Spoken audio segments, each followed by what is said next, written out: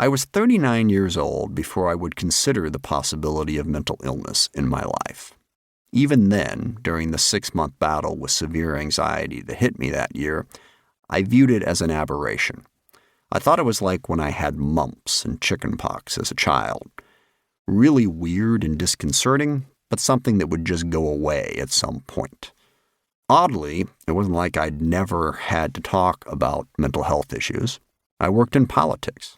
I had been elected to the Washington State Senate at age 25 and the U.S. Congress at 31.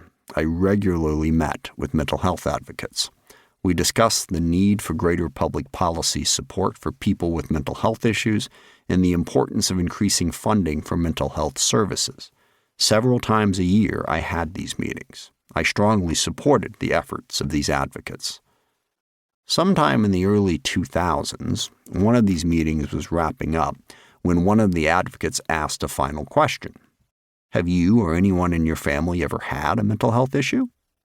I paused for a second before saying, no. My hesitation wasn't because I was wondering about what the correct answer was. I hesitated because the first thing that popped into my head was an emphatic, of course not.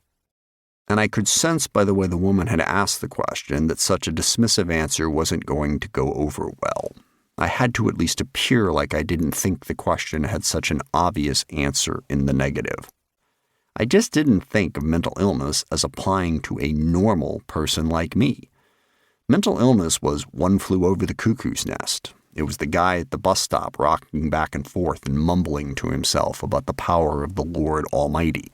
It was Ted Bundy, son of Sam, crazy people. I was wrong about that.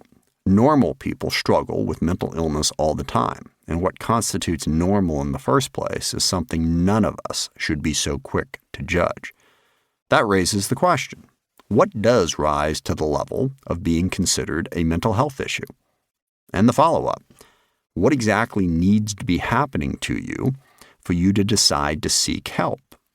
It helps in answering these questions to consider them from the perspective of what one does in response to physical health issues, and to understand that in both cases, the answer is not always easy. Health, both physical and mental, at the most basic level involves two sets of decisions: treatment and prevention.